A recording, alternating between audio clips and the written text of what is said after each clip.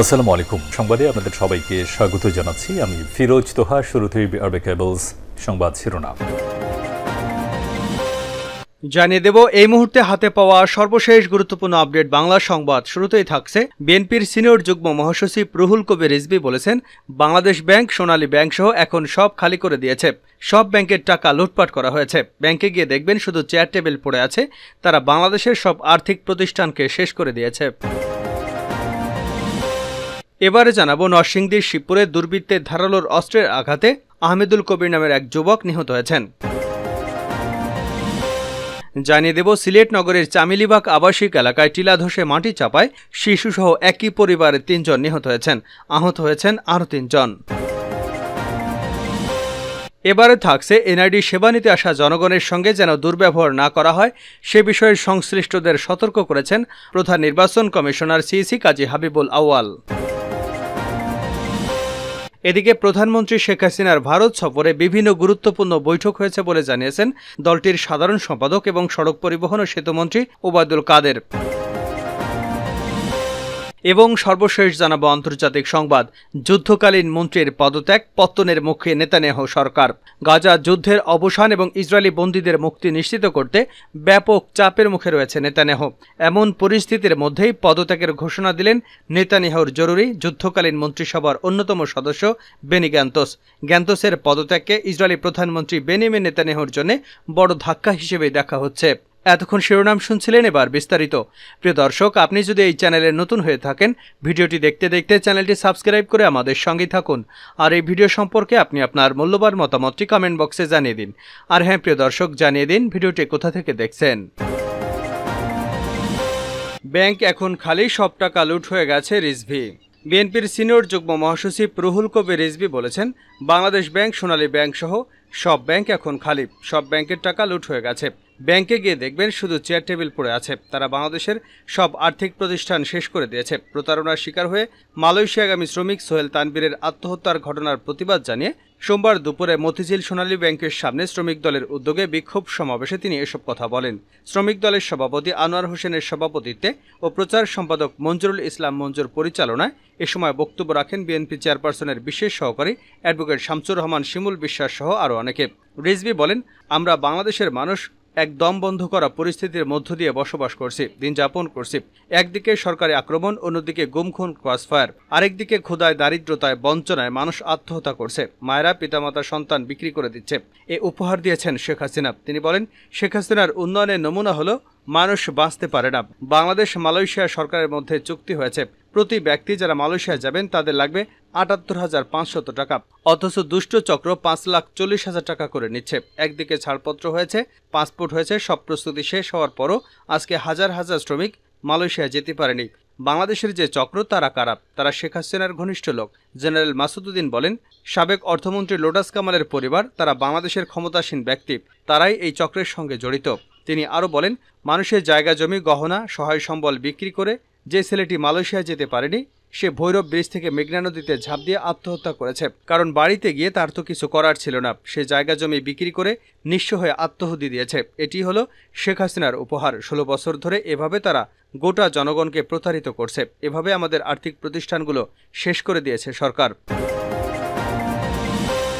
বাড়ি থেকে ডেকে নিয়ে যুবককে কুপিয়ে হত্যা। নরসিংদীর শিবপুরে দুর্বৃত্তের ধারালো অস্ত্রের আঘাতে আহমেদুল কবির নামের এক যুবক নিহত হয়েছেন। সোমবার সকাল ৯টার দিকে উপজেলার চক্রধা ইউনিয়নের বাড়ইগাঁও সরকারি প্রাথমিক বিদ্যালয় মাঠ থেকে লাশটি উদ্ধার করে পুলিশ।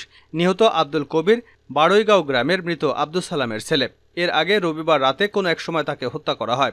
জানা গেছে ২০১৪ সালে নিহতের প্রতিবেশী চাচাতো ভাই জালাল ও খোরশেদ নামের আপন 2 ভাইকে হত্যা করা হয়েছিল। ওই মামলার সাক্ষী ছিলেন নিহত আহমেদুল কবির। নিহতের ছোট ভাই লেলিন বলেন, রবিবার রাত 12টার দিকে কয়েকজন লোক এসে ভাইয়ের সঙ্গে কথাবার্তা বলে বাড়ি থেকে ডেকে নিয়ে যায়। আর সকালে শুনতে পাই আমার ভাইয়ের লাশ পড়ে আছে স্কুল মাঠে।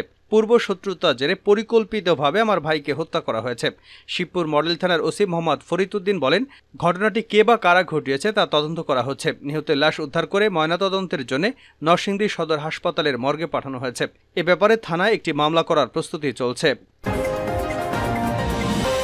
সিলেটের টিলা ধসে শিশুসহ একই পরিবারের 3 জন নিহত। সিলেট নগরের চামেলিবাগ আবাসিক এলাকায় টিলা ধসে মাটি চাপায় শিশুসহ একই পরিবারের ৩ জন নিহত হয়েছেন। আহত হয়েছেন আরও ৩ জন। সোমবার ভোর ৬টার দিকে টিলা ধসের এমন ঘটনা ঘটে। নিহতরা হলেন করিমউদ্দিন, তার স্ত্রী শামী আক্তার এবং তার ২ বছরের ছেলে নাফিস তানিম। সিসিকের ৩৫ নম্বর ওয়ার্ডের কাউন্সিলর জাহাঙ্গীর আলম বলেন, ২ ভাই আব্দুর রহিম এবং আব্দুল করিম সহ তাদের পরিবারের ৬ সদস্য ওই বাড়িতে থাকতেন। সকাল ৬টার দিকে টিলা ধসের ঘটনায় তারা মাটি চাপা পড়েন। আব্দুর রহিম তার স্ত্রী এবং সন্তানকে ফায়ার সার্ভিস ও পুলিশ এসে উদ্ধার করে Sylhet MAG Usmani medical college হাসপাতালে পাঠায়। কিন্তু আব্দুল করিম, তার স্ত্রী এবং ছেলে নিখোঁজ রয়েছেন। পরে সেনাবাহিনী উদ্ধার কাজে যোগ দিয়ে নিখোঁজ ৩ জনের মৃতদেহ উদ্ধার করে। এনআইডি সেবা নিতে আসা জনগণের সঙ্গে দুর্ব্যবহার করবেন না সিইসি। এনআইডি সেবা নিতে আসা জনগণের সঙ্গে যেন দুর্ব্যবহার না করা হয় সে বিষয়ে সংশ্লিষ্টদের সতর্ক করেছেন প্রধান নির্বাচন কমিশনার কাজী হাবিবুল আউয়াল। তিনি বলেন, জাতীয় পর্যায়ে এনআইডির গুরুত্ব এখন অপরিসীম। আমাদের ভোটের তালিকাও এই প্রক্রিয়ার মাধ্যমে ডিজিটালাইজড হয়ে গেছে। জনগণ এলে তাকে সেবা দিতে যেন বিলম্ব করা না হয়। আমি সরকারি কর্মচারী, তাদের যেন হয়রানি না করি, দুর্ব্যবহার না করি, সেটা নিশ্চিত রাখতে হবে। সোমবার নির্বাচনী প্রশিক্ষণ ইনস্টিটিউটের সম্মেলন কক্ষে এনআইডি সংশোধনের আবেদন ক্যাটাগরিকরণ এবং দ্রুত নিষ্পত্তি শীর্ষক কর্মশালায় এসব কথা বলেন প্রধান নির্বাচন কমিশনার। তিনি বলেন, এনআইডি এখনও শতভাগ সেটেল ডাউন হয়ে আছে। এটা আমার কাছে মনে হয় না। অনেকে কমপ্লেইন করেন যে পরিবর্তন সংশোধন করতে হয়। আবার সংশোধনের কিছু কিছু ক্ষেত্রে যারা আবেদনকারী তাদের কারণে ভুল হয়ে থাকে। আবার কিছু কিছু ক্ষেত্রে তথ্যগুলো আমি যখন লিখেছি তখন সঠিকভাবে লিখছি না। কিছু কিছু সংকট আমাদের আছে। এনআইডি ব্যবস্থাপনা একটি হাইলি কমপ্লিকেটেড। সিইসি আরও বলেন, বিয়ের পর অনেক সময় স্বামীর নাম পরিবর্তন করতে হয়। কোনো কোনো দেশে এটা অপরিহার্য হিসেবে প্রয়োজন হয়। তাই স্বামীর নামটা অরিজিনালি থাকা উচিত, তাহলে বিড়ম্বনা হবে না। এনআইডিতে ঠিকানা পরিবর্তনের বিষয়টি উল্লেখ করে সিইসি বলেন, আমি জানি স্থায়ী ঠিকানা পরিবর্তন হয় না, তবে অস্থায়ী ঠিকানা পরিবর্তন হয়। আমার হয়তো অস্থায়ী ঠিকানা পরিবর্তন হয় না, কিন্তু বস্তিতে যারা থাকেন তাদের ঘন ঘন অস্থায়ী ঠিকানা পরিবর্তন করতে হয়। তাহলে কি এনআইডি সংশোধন করতে পারবো, সেদিকটাও দেখতে হবে। তিনি বলেন, বেয়ারিশ লাশ শনাক্তকরণ, ব্যাংক ও আর্থিক খাতে এনআইডির ব্যবহার হচ্ছে। এটা আমাদের আধুনিকায়ন ব্যবস্থা সুশৃঙ্খল ব্যবস্থাপনা নিয়ে এসেছে, এর প্রয়োজন ছিল। সিইসি আরও বলেন, এনআইডি নিয়ে যে ম্যানিপুলেশন হচ্ছে প্রায় শুনি। এর নাম দিয়ে বিভিন্ন পরিচয় ধারণ করে এনআইডি নিয়েছে, বিভিন্ন অপরাধে সম্পৃক্ত হচ্ছে। অনেকে বাবার নাম পরিবর্তন করে চাচার নাম নিয়ে সহায় সম্পত্তি দখল করে ফেলছে। এই জিনিসগুলো গভীরভাবে চিন্তা ভাবনা করে কোনো একটা উপায় বের করতে হবে, যাতে এ ধরনের ঘটনা না ঘটে। এ ধরনের ঘটনা ঘটলে আমরা দোষী হয়ে যাচ্ছি। শেষ করছে আন্তর্জাতিক সংবাদ দিয়ে। যুদ্ধকালীন মন্ত্রীর পদত্যাগ, পতনের মুখে নেতানিয়াহু সরকার। গাজা যুদ্ধের অবসান এবং ইসরায়েলি বন্দীদের মুক্তি নিশ্চিত করতে ব্যাপক চাপের মুখে রয়েছে নেতানিয়াহু। এমন পরিস্থিতির মধ্যেই পদত্যাগের ঘোষণা দিলেন নেতানিয়াহুর জরুরি যুদ্ধকালীন মন্ত্রিসভার অন্যতম সদস্য বেনি গ্যান্তস। গ্যান্তসের পদত্যাগকে ইসরায়েলি প্রধানমন্ত্রী বেনিয়ামিন নেতানিয়াহুর জন্য বড় ধাক্কা হিসেবে দেখা হচ্ছে। যুদ্ধকালীন মন্ত্রিসভা থেকে গ্যান্তসের পদত্যাগে কতটা চাপের মুখে পড়লেন নেতানিয়াহু? প্রশ্ন উঠেছে, নেতানিয়াহু সরকারের কি পতন ঘটতে যাচ্ছে? মার্কিন সংবাদ মাধ্যম সিএনএনের খবর অনুযায়ী বেনি গ্যান্তস পদত্যাগ করলেও তাৎক্ষণিক কোনো বিপদে পড়ছে না নেতানিয়াহু। কেননা গ্যান্তসের দল নেতানিয়াহুর জোট সরকারের শরিক নয়। তাই আপাতত পতন হচ্ছে না নেতানিয়াহু সরকারেরও। জরুরি যুদ্ধকালীন মন্ত্রিসভা থেকে গ্যান্তস পদত্যাগ করলেও ইসরায়েলি সংসদ সেনেটে নেতানিয়াহু সংখ্যাগরিষ্ঠতা বজায় থাকছে। বর্তমানে নেসেটের ১২০ আসনের মধ্যে ৬৪টি নেতানিয়াহুর জোট সরকারের দখলে রয়েছে।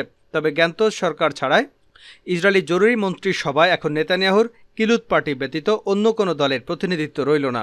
গাজা যুদ্ধের অবসান এবং ইসরায়েলি বন্দীদের মুক্তি নিশ্চিত করতে ব্যাপক চাপের মুখে রয়েছে নেতানিয়াহু। ইসরায়েলের পশ্চিমা মিত্র এবং জিম্মি পরিবার এই চাপ সৃষ্টি করেছে বলে জানা গেছে। এই পরিস্থিতিতে নেতানিয়াহুর জন্য এখন যুদ্ধ চালিয়ে যাওয়া কঠিন বলে মনে করছেন অনেকেই। উল্লেখ্য, গত ৭ অক্টোবর ইসরায়েলে হামাসের আকস্মিক হামলার পর জরুরি যুদ্ধকালীন মন্ত্রিসভা গঠন করেছিলেন নেতানিয়াহু। ৩ সদস্যের এই মন্ত্রিসভায় অন্যতম সদস্য ছিল বেনি গ্যান্তস। যুদ্ধকালীন মন্ত্রিসভার কাজ ছিল গাজা যুদ্ধে তদারকি করা। তবে গত মাসে এই জরুরি সরকার ছেড়ে দেওয়ার হুমকি দিয়েছিলেন বেনি গ্যান্তস। তখন তিনি বলেছিলেন, নেতানিয়াহু গাজা পরবর্তী পরিকল্পনা প্রকাশ করতে ব্যর্থ হলে তিনি তার সরকার ছেড়ে যাবেন। গত শনিবারই গ্যান্তস পদত্যাগ করবেন বলে ধারণা করা হয়েছিল। তবে ওই দিন ইসরায়েলি বাহিনী এক অভিযানে গাজায় হামাসের হাতে বন্দী ৪ জিম্মিকে উদ্ধার করলে পদত্যাগের ঘোষণা স্থগিত করেন তিনি। ওই দিন বন্দী উদ্ধারের নামে ইসরায়েল যে হামলা চালিয়েছে তাতে ২৭০ জনেরও বেশি ফিলিস্তিনি নিহত হয়েছেন।